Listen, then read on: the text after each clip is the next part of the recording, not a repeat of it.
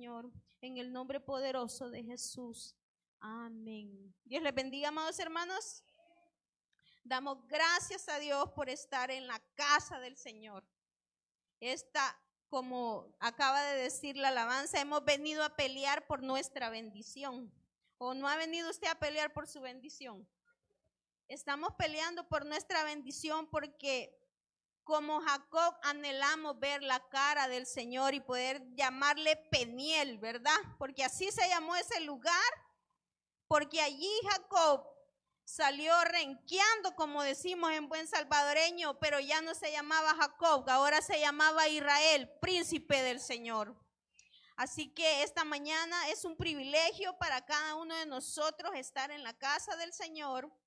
Sea bienvenido y vamos a leer y a meditar un poco en la palabra del Señor. Así que le invito a que vaya conmigo al libro de Marcos, el segundo libro de los evangelios, en su capítulo 15 y versículo 21. Marcos 15, 21. Y le hemos puesto al título de este mensaje, los méritos de la cruz de Cristo. ¿Cómo se llama el mensaje?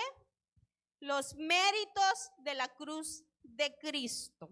Así que cuando lo tenga, se pone de pie en reverencia a la palabra del Señor y leemos su palabra honrando al Padre, al Hijo y a su Santo Espíritu.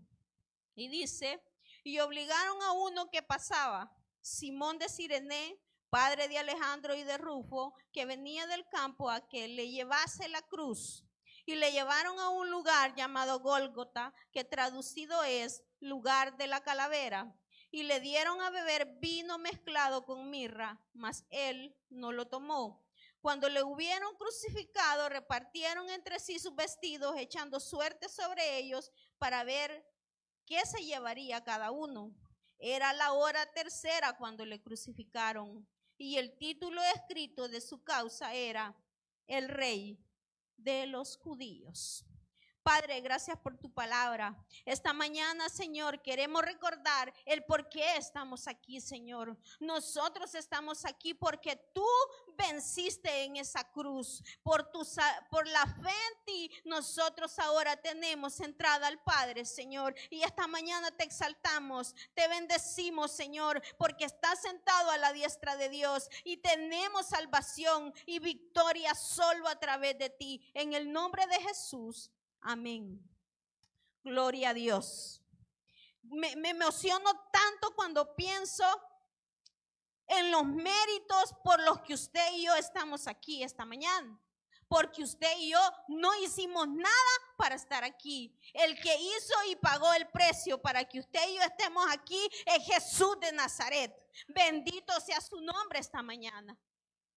Porque podemos hablar de cualquier cosa, podemos hablar de todas las historias de la Biblia, podemos hablar de cómo David venció a Goliat, podemos hablar de cómo Gedeón fue a la guerra y venció, de cómo Sansón mató a muchos filisteos, podemos hablar de muchas cosas, pero el centro de la palabra de Dios, desde el libro de Génesis hasta el Apocalipsis, es la persona y vida del Señor Jesucristo.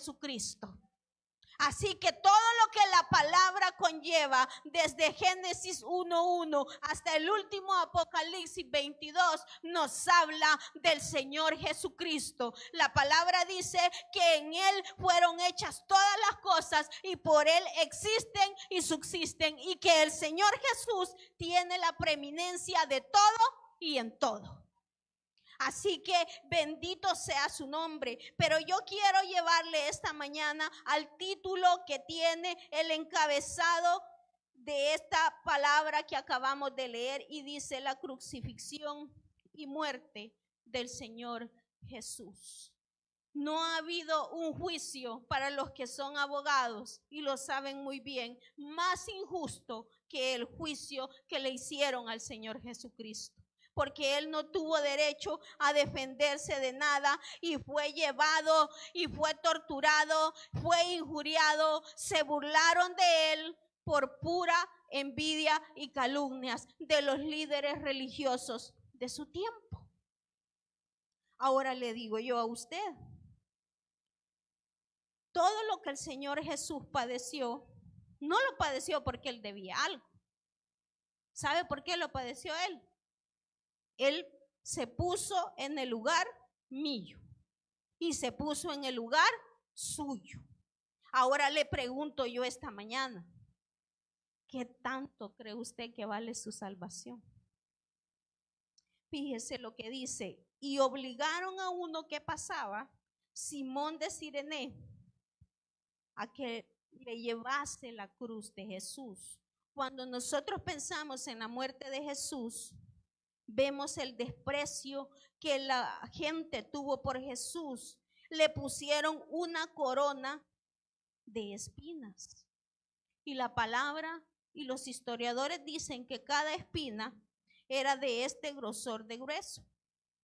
Estaba tejida a todo alrededor, y como ellos estaban burlándose de él porque decían que era el rey de los judíos, la burla tenía que llegar a ser tal que asemejarse a verdaderamente un rey. El problema era que los hombres esperaban ver a un rey como lo ve el mundo, un rey que tiene poder político, un rey que tiene poder sobre la gente y un rey que tiene riquezas. Pero el Señor Jesús le dijo anteriormente a los líderes: mi reino no es de este mundo.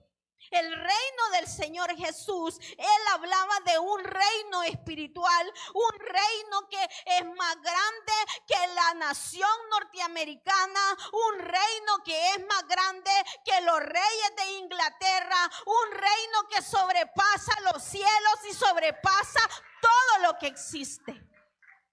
Ese es el reino de nuestro Señor Jesucristo. Pero el problema nuestro es lo que el Señor le dijo cuando Herodes llegó y preguntó: quiero conocer a Jesús, dijo Herodes. Y el Señor Jesús le dijo: vaya y díganle a esa zorra que el Hijo del Hombre no tiene dónde recostar su cabeza. Los que tienen vestiduras reales, dijo hablando de Juan el Bautista, en las casas de los reyes están.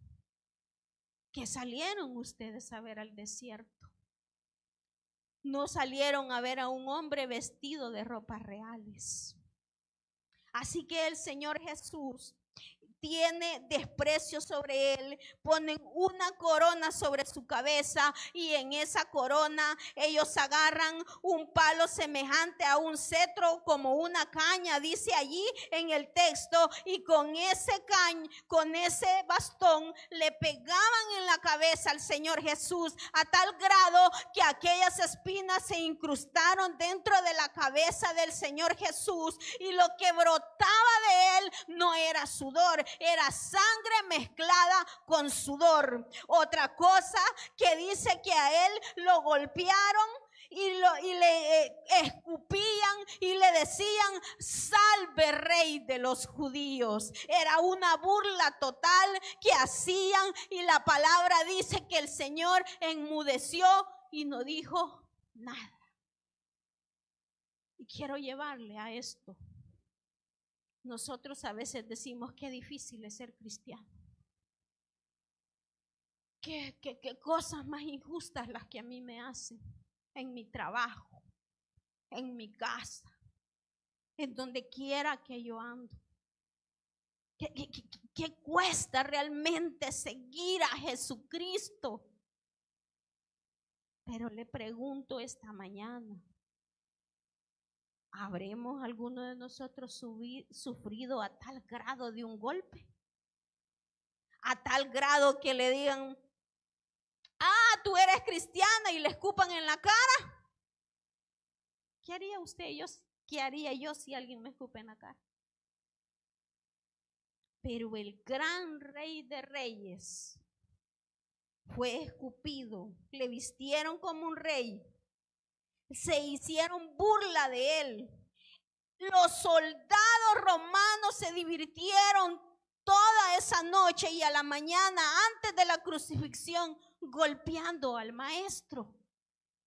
Lejos de eso, cuando le llevaban, el Señor Jesús fue azotado con con aquel látigo que rasgaba la espalda de aquel que era latigado, a tal grado que cuando el látigo llegaba hasta por de la espalda, se incrustaba en la carne y empezaba y rasgaba toda la carne hasta aquí. Así que el Señor Jesús fue azotado cuando lo llevaron arrestado, y cuando él iba camino hacia al Gólgota, al lugar de la calavera, él iba tan débil, iba tan deshidratado el maestro, que él ya no tenía ni fuerzas para llevar la cruz.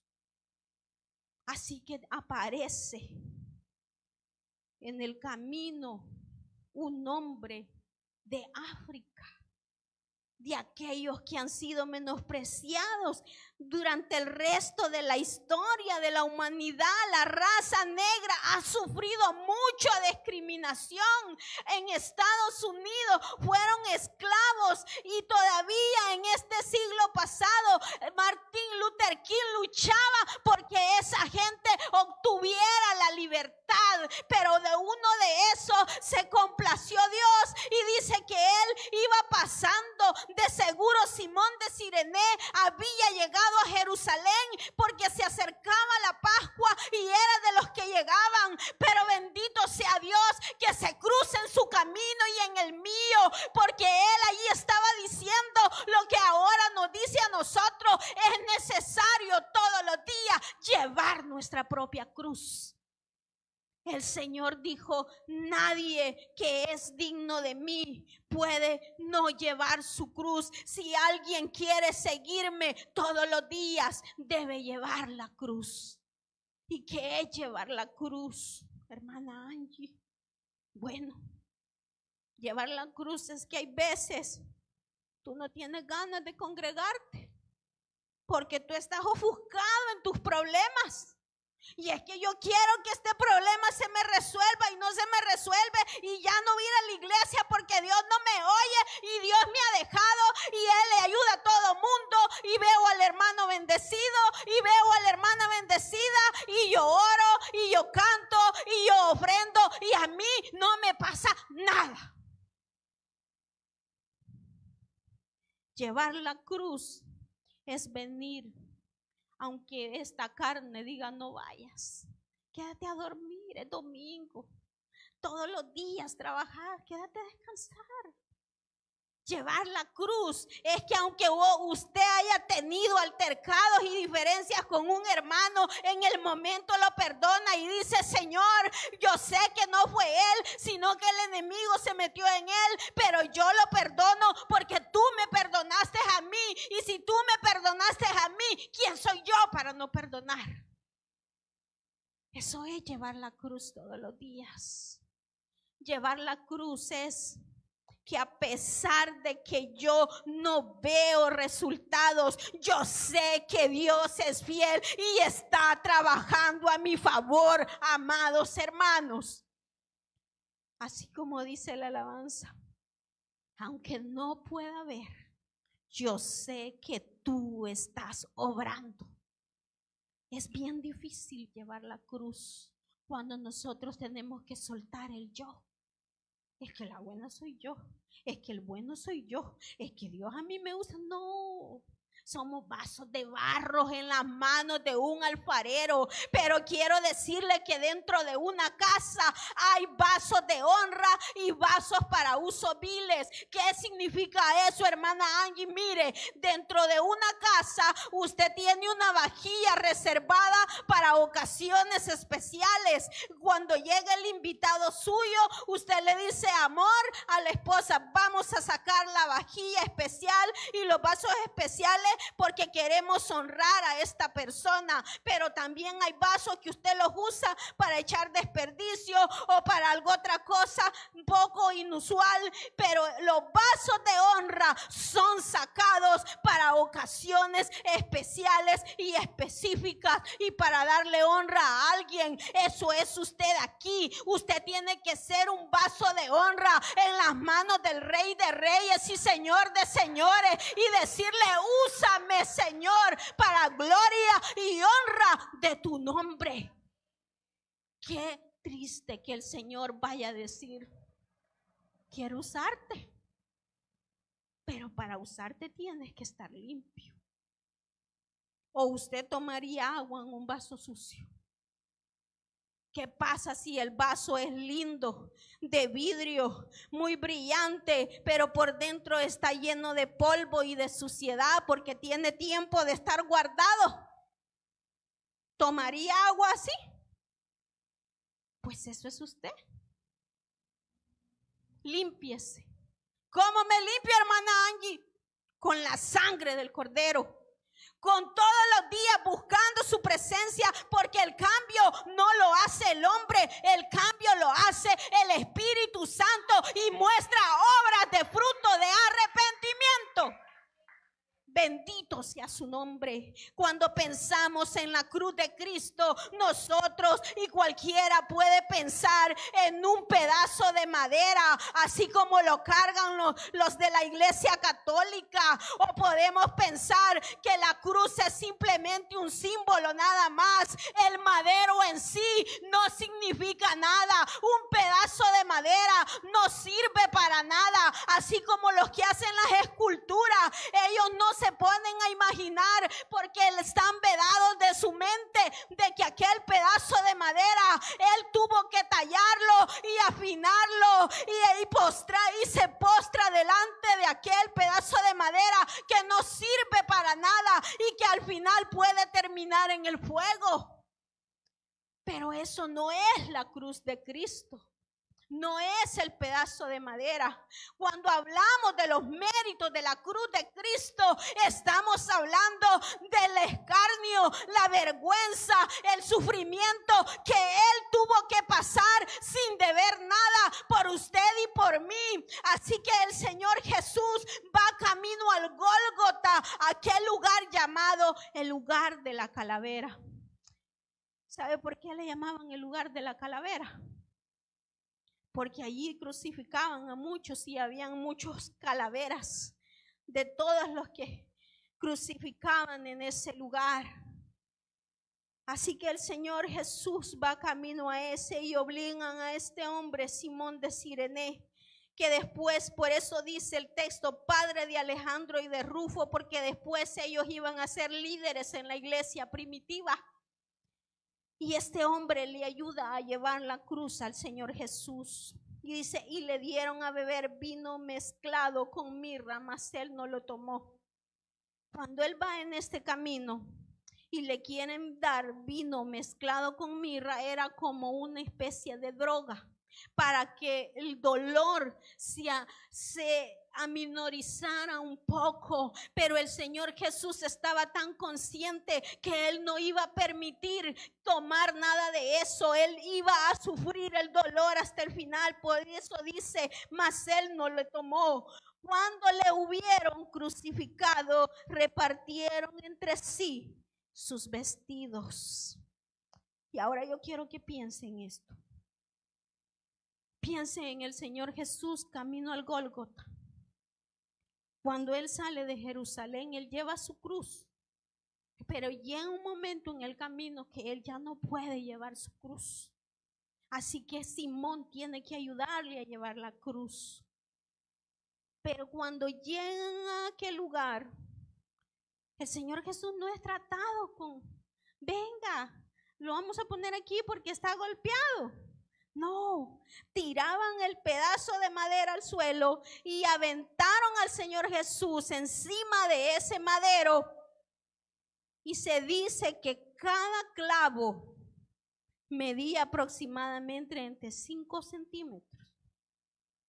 Así que el Señor Jesús tiene que ser estirado de sus dos brazos a tal grado que quede bien estirado y ser clavado en aquel madero, y sus pies clavados con otro clavo. Cuando Él ha sido clavado, suben el madero y Él está suspendido, sosteniéndose de sus manos. y sus pies con aquel clavo. Amados hermanos, qué fácil es tomar nuestra salvación como nada. Porque no vemos nosotros lo que sufrimos, ese escarnio. Usted no fue escupido, no fue burlado, no fue escarnecido, no fue pisoteado públicamente. ¿Qué tanto estás valorando tu salvación? Y a ustedes que están en las redes sociales, ¿qué tanto estás valorando lo que el Señor Jesús tuvo que pagar en la cruz por ti y por mí? Y nos volvemos. Y esto es algo que el Espíritu Santo me está diciendo en esta hora. Hay quienes están caprichosos. Y perdónenme, ahí se enoja con él. Yo solo soy el mensajero. Hay alguien aquí que ha dicho, bueno, como no me diste lo que yo quería, como no me hiciste y no me hiciste y no prosperaste mi camino en lo que yo deseaba, pues no te sirvo. Bueno, no le sirva. Usted pierde. El Señor no pierde. Porque a veces queremos, como niños malcriados, decirle, como no me das lo que yo quiero, pues entonces yo sigo mi camino necio. Es una lástima, porque es un camino que le lleva y le llevará al infierno de donde no hay salida. ¿Cuántos seres humanos al día de hoy están en ese lugar y quisieran una oportunidad? Y tú y yo que estamos vivos aquí, tenemos la oportunidad de arrepentirnos y de decirle, Señor, perdona el orgullo, derriba mi soberbia, derriba mi altivez y ayúdame a servirte y a valorar cada día de mi vida lo que tú ya hiciste por mí. La salvación no nos ha costado nada. La salvación es por gracia. Cuando usted tiene que ir a algún lugar y necesita ayuda, usted tiene que dar algo por esa ayuda.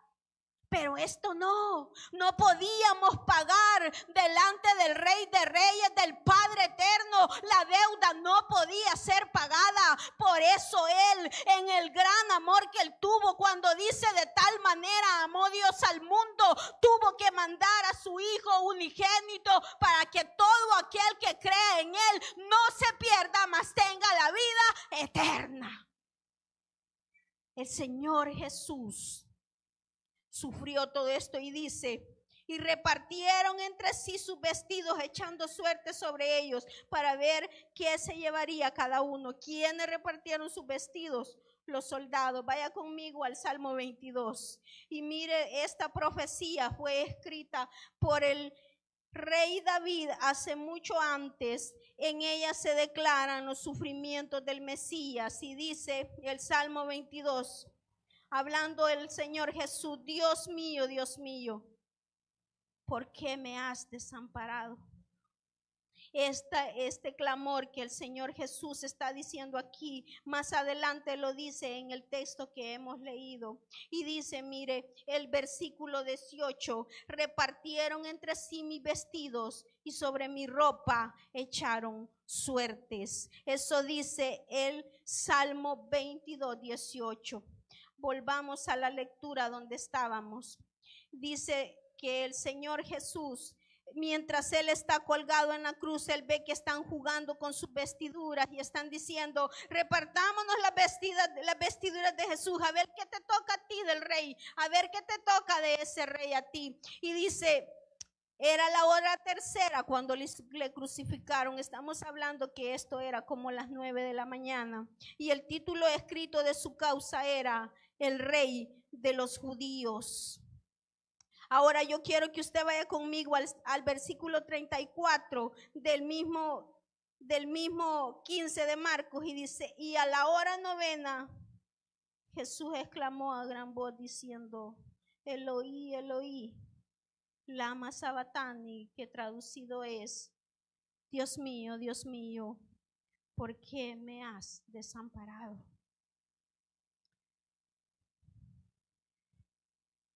Estos días que me operaron fueron muy difíciles para mí.